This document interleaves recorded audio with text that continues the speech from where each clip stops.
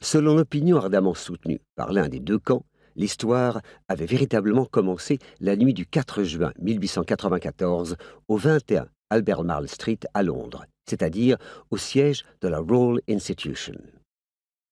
Bien qu'il s'agisse d'une des plus prestigieuses sociétés savantes de Grande-Bretagne, elle occupait des locaux de dimension modeste et ne comportait que 3 étages. Les fausses colonnes plaquées contre sa façade avaient été ajoutées après coup, dans le but sans doute de donner à l'ensemble un peu de majesté. Elle abritait un amphithéâtre, un laboratoire, des appartements de fonction et un bar où les membres pouvaient discuter des dernières avancées de la science. Dans l'amphithéâtre, un physicien de grand renom s'apprêtait à donner sa conférence du soir. Il espérait surprendre son public assurément, mais il était loin de soupçonner que cette communication serait la plus importante de sa vie et une source de conflits pour des décennies à venir. Il s'appelait Oliver Lodge, et il fut indéniablement responsable des événements à venir. C'était là une nouvelle manifestation de ce qu'il reconnaissait lui-même comme une erreur fondamentale dans sa façon d'appréhender son travail. Durant les quelques instants précédant sa prise de parole, il vérifia une dernière fois tout un dispositif d'appareil électrique installé sur une table de démonstration dont certains paraissaient familiers, au contraire de tout ce qu'on voyait d'ordinaire dans ces lieux. Dans Albemarle Street, la police tentait de régler les problèmes de circulation habituels. Des dizaines de voitures encombraient la rue et lui donnaient l'allure d'une longue veine de charbon noir.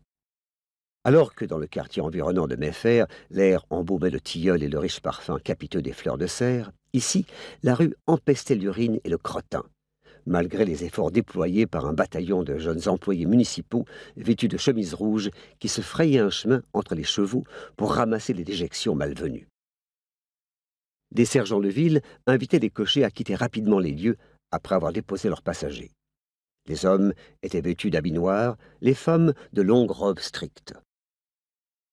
Créée en 1799 pour assurer la diffusion du savoir et faciliter la mise en place de toutes sortes d'indispensables progrès mécaniques, la Royal Institution avait été le théâtre de grandes découvertes.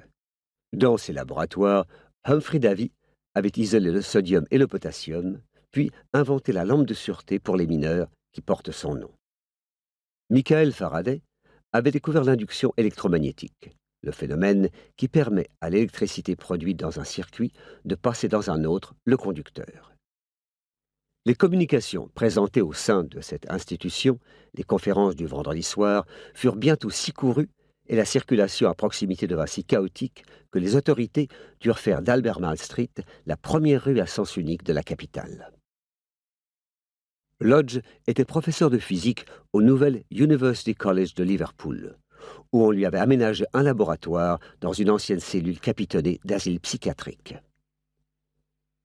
Au premier coup d'œil, il semblait être la parfaite incarnation de la science britannique la plus institutionnelle. Il portait une barbe fournie, parsemée de poils gris, et son crâne, cette grosse tête, comme l'avait défini un ami, était aussi chauve qu'une coquille d'œuf jusqu'au-dessus des oreilles, sous lesquelles ses cheveux bouclaient. Il mesurait 1,90 m et pesait plus de 95 kilos.